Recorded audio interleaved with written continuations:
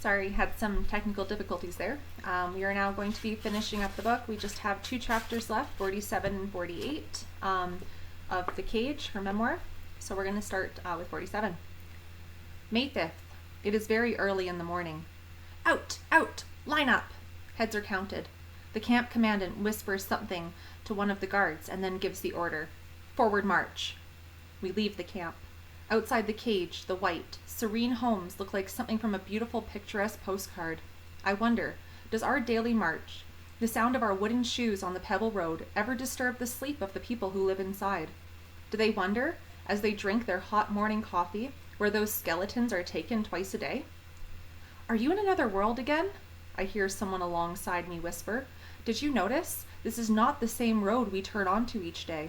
There is something going on. I can feel it. I look around me. There are more guards here today. Most of them are riding their bicycles, shouting at us, cursing us, swinging their clubs along the way. The road does not look the same. There are stretches of woods in the distance. Well, maybe they have enough ditches. They found something new for us to do. Don't worry. I try to convince myself there is nothing to panic about. Did you see how nervous they are today? Someone else whispers behind me. I think they are finished, another voice whispers. Will they... She, too, is afraid to say what she is thinking. The same fear, the same horrible thoughts fill each one of us. The woods are getting closer. My heart beats like a drum, pounding, pounding, pounding. If we should die here, will anyone remember us? Will anyone tell our story? I press my notebook closer to me. I hear prayers. I join in silently. The woods are before us. The first rows are about to enter. Halt! Stop! A soldier speeding by on a motorcycle calls to the guards in front of the marching columns. Halt! Halt! He calls frantically. The guards stop. We stop. In the silence, the soldier's agitated outcry echoes loudly and clearly. The Russians are behind us! The Russians are behind us! The guards stay frozen for a moment. Then, crazed by the news, they take off, leaving us standing on the road, bewildered. We do not move. Stand still, girls, someone says. This may be a trick. Do not move. They may be waiting for us to start running. Then they will start to shoot. We stare at one another. No one moves.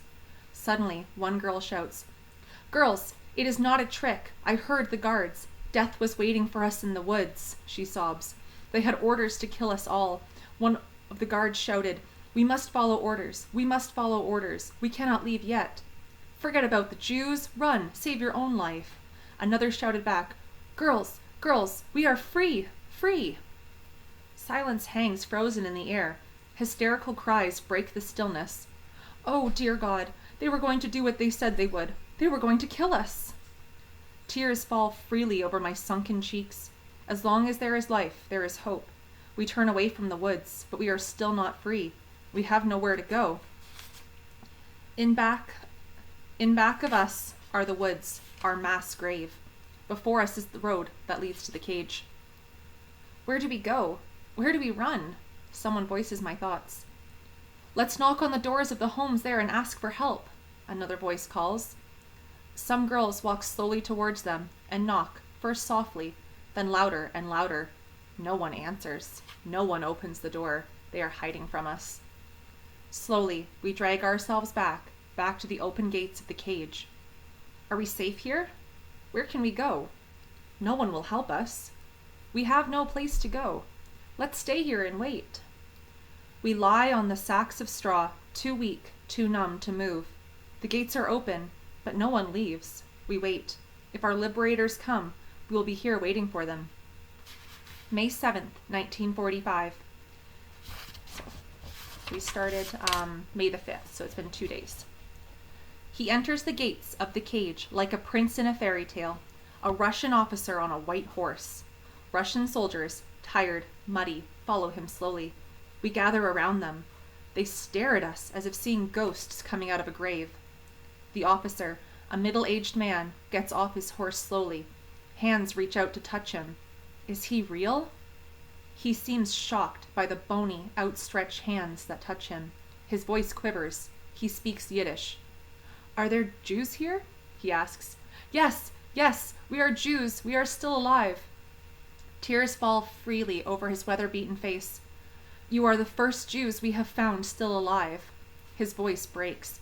We liberated several concentration camps and found only ashes, dead bodies. I am a Jew. I had given up hope of finding any of my people alive. You are the first. The first. We are all sobbing.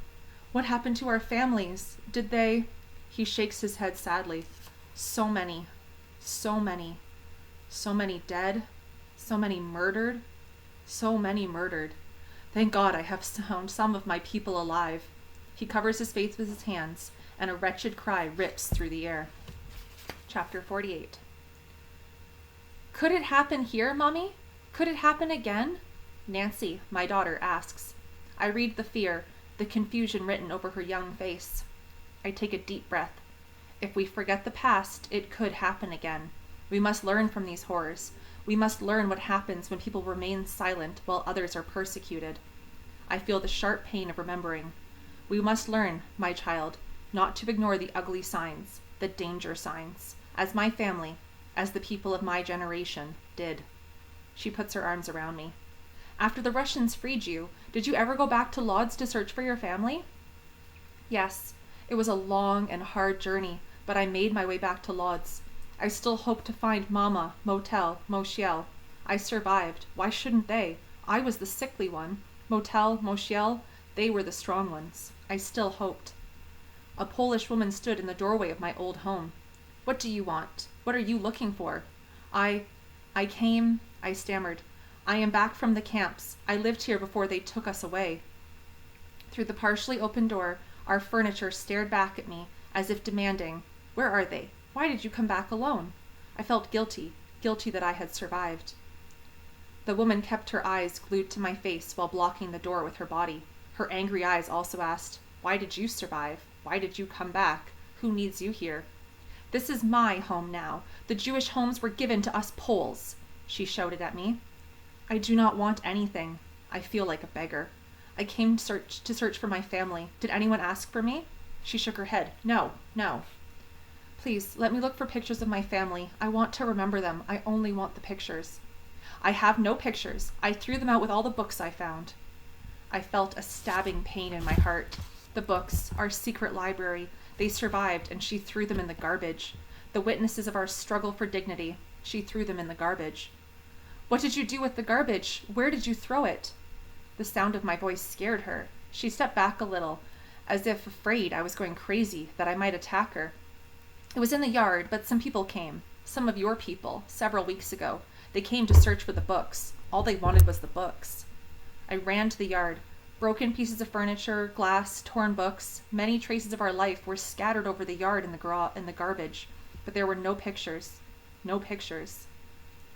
I took a last look at the place that was my home, the place I had shared with the people I loved and cherished, the place where together we had hoped, dreamed, studied, believed in a new tomorrow.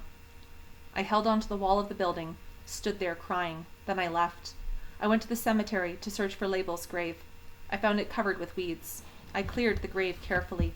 I sat on the ground and talked to Label just as I used to when he lay in his sickbed. I am here with you, little brother, my little brother. Why did I come back? Why not Moishel? Why not Motel? And now I must leave. I cannot live here. This earth is soaked with our blood. I sat there, staring at the bare grave. I must make you a tombstone, little brother. There is no one left to clear the weeds. I must make you a tombstone to keep the weeds from covering your name. Label Minsky died April 1943, aged 13, in the ghetto of Lodz.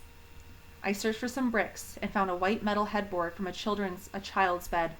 I dragged it over to the grave and put it at the head of the grave. You have a new little bed, little brother. Sleep, Label. At least you have a grave.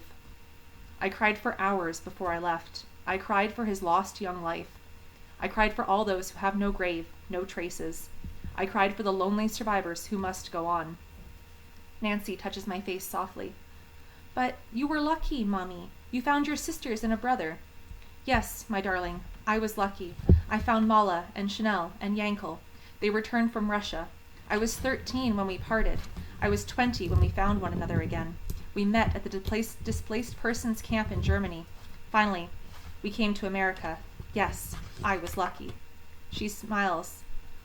Now you have Daddy. You have your children, your grandchildren. Oh, Sorry, there's some tape in my book covering the words.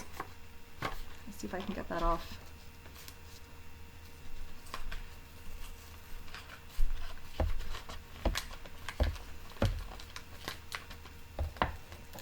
You have a new life. I hug her close to me. I love you, Mummy, and I am sorry. I kiss her softly. Cuddling her face in my hands, I whisper, as long as there is life, there is hope. I'm going to read the back here. I think it's important. Ruth Minsky Sender writes, I am very touched and pleased that my books, The Cage, To Life, and The Holocaust Lady, and my personal appearances have had such a strong impact. We must learn what hate, prejudice, and indifference lead to. Mama, Motel, Label, Moishiel, and many family members and friends perished. I hope that they will not just be statistics. They had names, dreams, hopes. Mama left a legacy that helped me hold on to life when it would have been easier to give up. As long as there is life, there is hope. So there she is, and so this book was her memoir. This is her remembering what happened to her in the concentration camps. Thank you for sticking with me for the whole book. I'm proud of you for finishing it, and good luck.